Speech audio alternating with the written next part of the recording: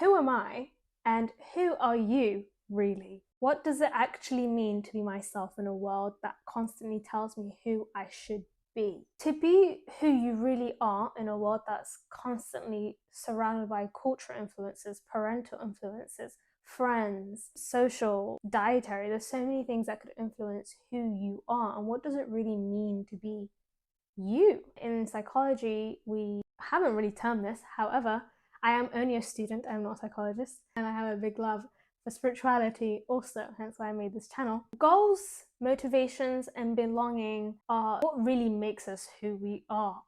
What are the things that we do behind closed doors? So Higgins came up with 3 aspects.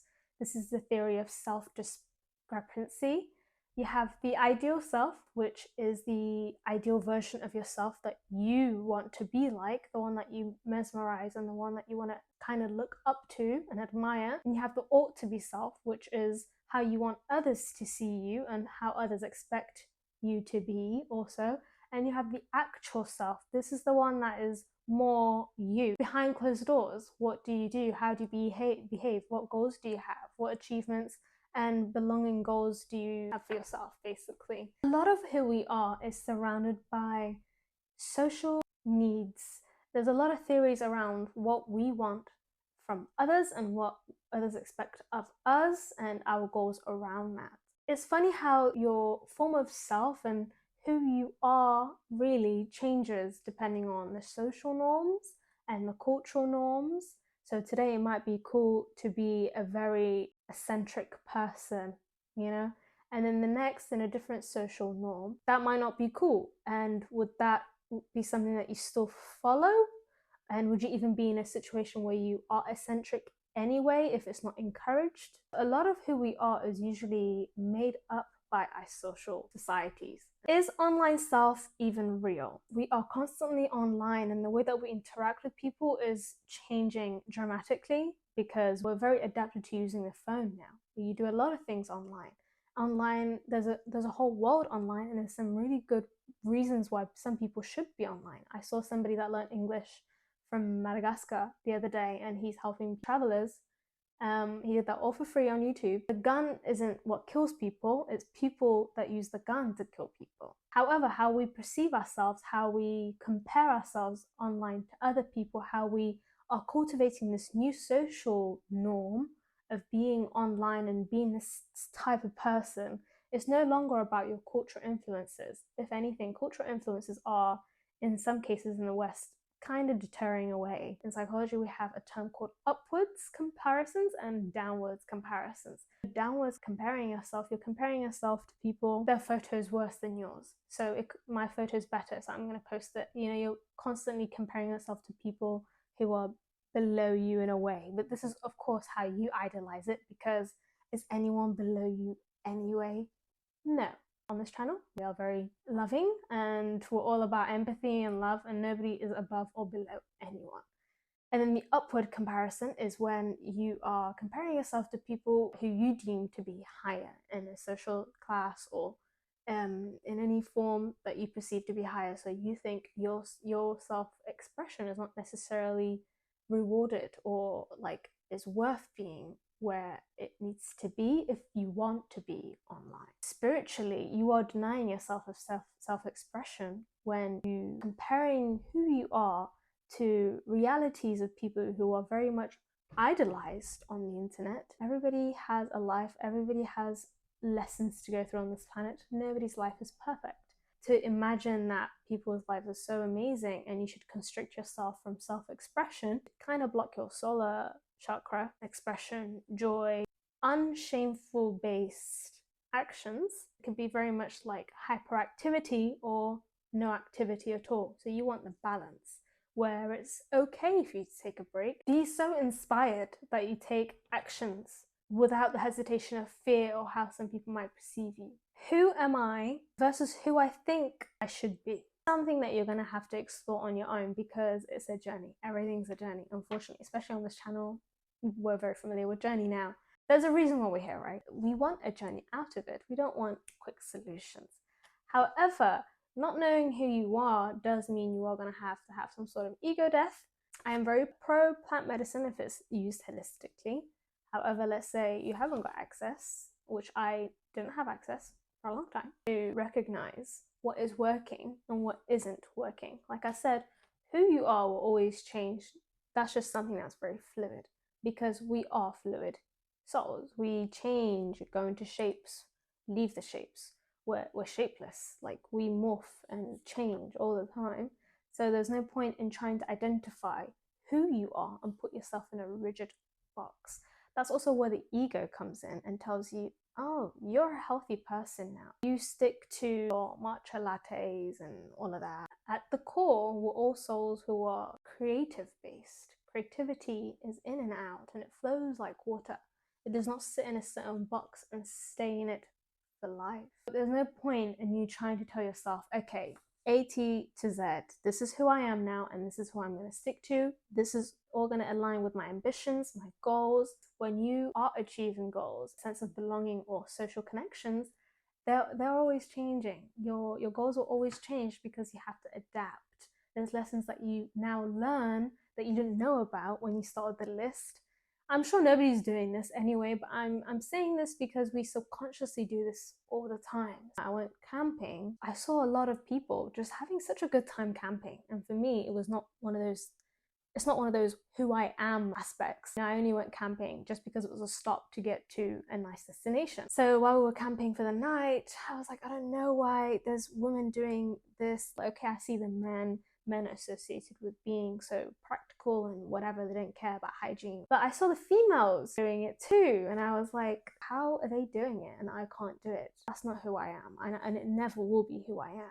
I left that campsite thinking I'm never doing this again. However, it's because I've told myself who I am. I'm trying to stick to a rigid box of who I am, and who I am does not want to connect with nature at night.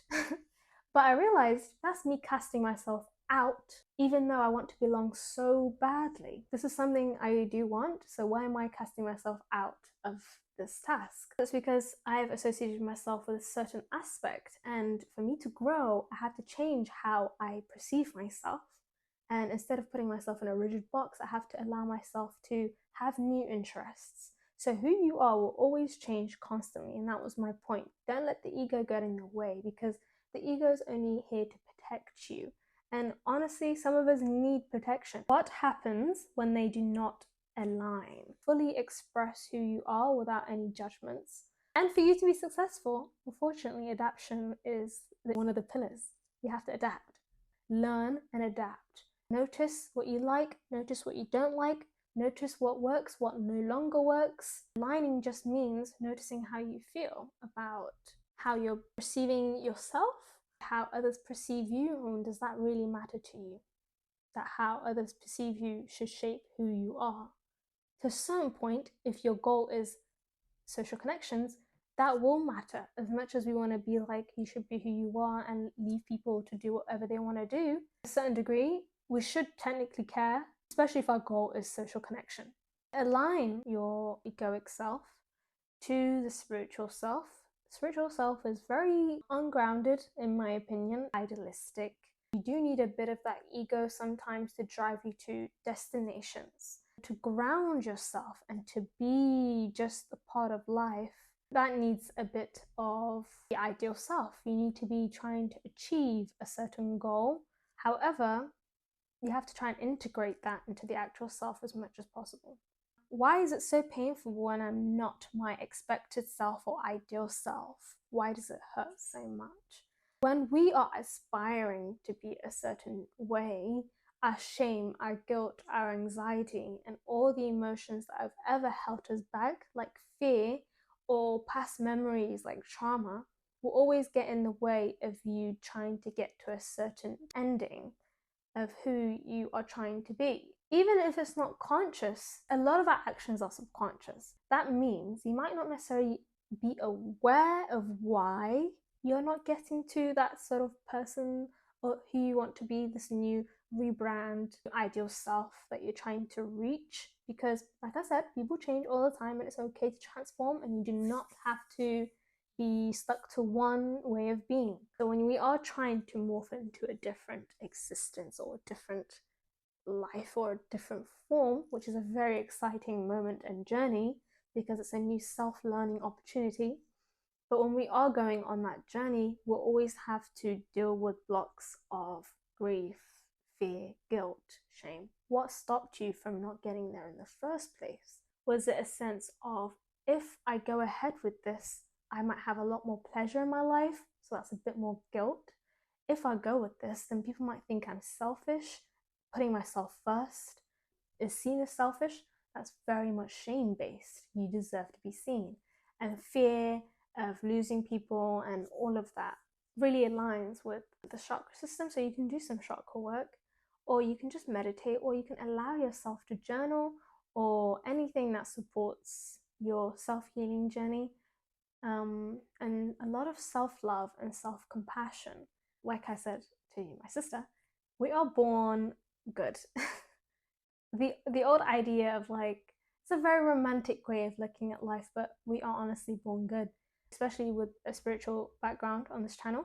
We are born taught things, certain ways of being, and we go through experiences, and that is what morphs us into who we are. Especially as a kid, you had two parents if you were lucky, and you had to learn from them, and you had to depend on them. So if you couldn't depend on those two people, or if you had fear of losing them, or told putting yourself first was selfish, and that, you know, the parents came first or your siblings came first, or being seen was an issue, so you had to hide and you couldn't cry out loud. So many problems. That deserves a lot of sympathy. That deserves a lot of love. So there's nothing more healing than self-love, and I will run with that till the end of the channel. And I'm so glad that you guys enjoy the self-love content, because it is who I am, and this is who we are as souls. We are very empathetic, and we have to be so sensitive to our own struggles and really put our foot down to support ourselves with self-love. Being who you are, and allowing that to change is the first step. Just being conscious that it's okay to change, and then allowing yourself to integrate those actions with the healing of the past. See your life just transform, your beliefs will change, and you'll no longer attract things that you attracted as the old self.